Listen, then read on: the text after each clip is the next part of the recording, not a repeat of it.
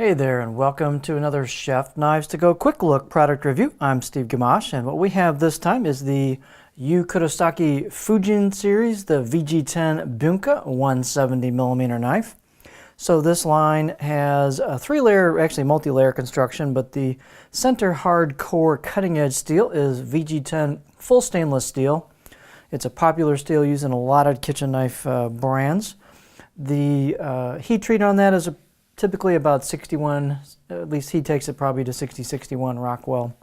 The construction is a multi-layered full stainless cladding, and you can see the layers showing there with the blade grind towards the edge. So you've got a nice kind of what's called a suminagashi or paper layered finish or Damascus finish there.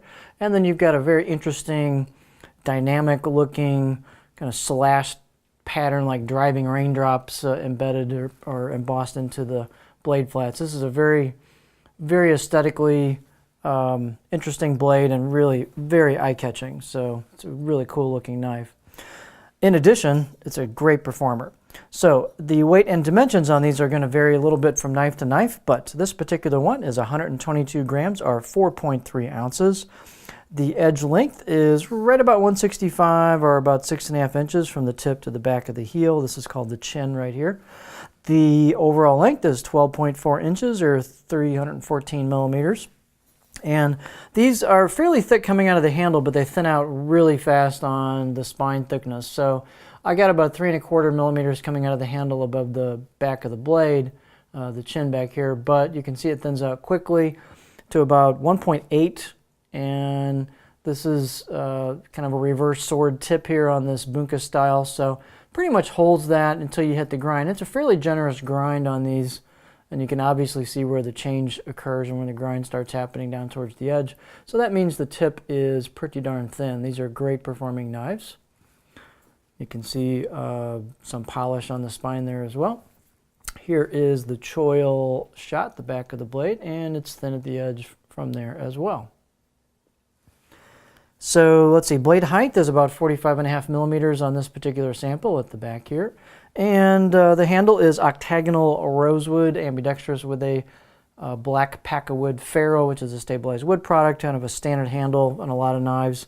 Nice fit and finish on it. They've got a good tight glue-up joint area where it meets the tang or back of the blade meets the handle.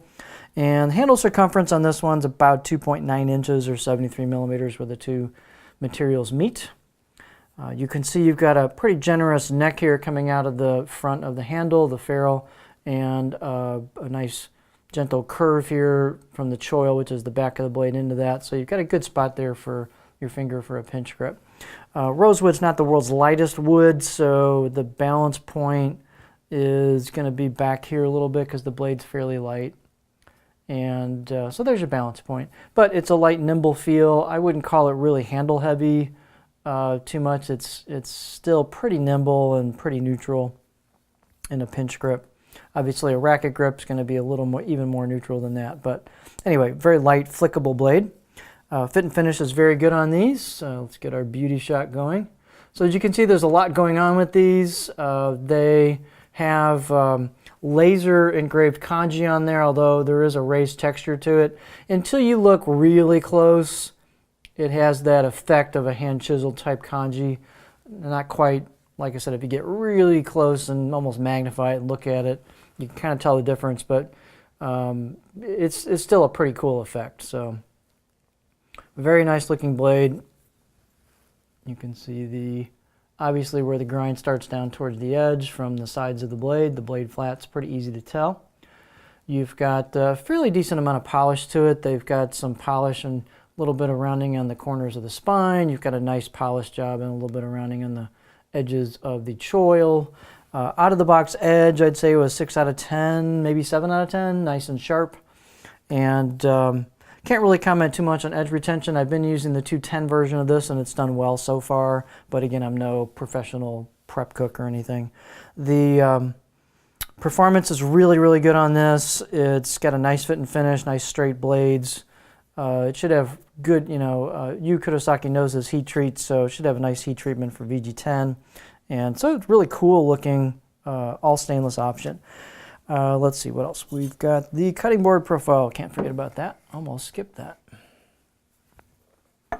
Here is our cutting board profile. These can vary. The profile, edge profile can be a little bit, a little bit of variation from blade to blade, but this is pretty representative. So you can see it's kind of a flat overall profile, not a whole bunch of huge flat chunk, but you got a little bit of a flat area towards the back of the blade. It kind of smoothly flows into a stop. And then you've got a fairly low tip on this, which is typical of this style, so it's not a huge rocker, but I can get in this area here. You could tweak that a little bit by sharpening the last couple millimeters up sweep just a touch, but this is not a big rocker. It's not meant to be. You can do some small stuff, carrots, scallions, that kind of stuff. But it'll push-pull great, glide cuts, that kind of little bit of chopping towards the middle back of the blade, and so pretty versatile profile. So just a light, nimble, really cool looking, well-finished, nicely crafted blade. This is the Kurosaki Fujin VG-10 Bunka 170 millimeter knife.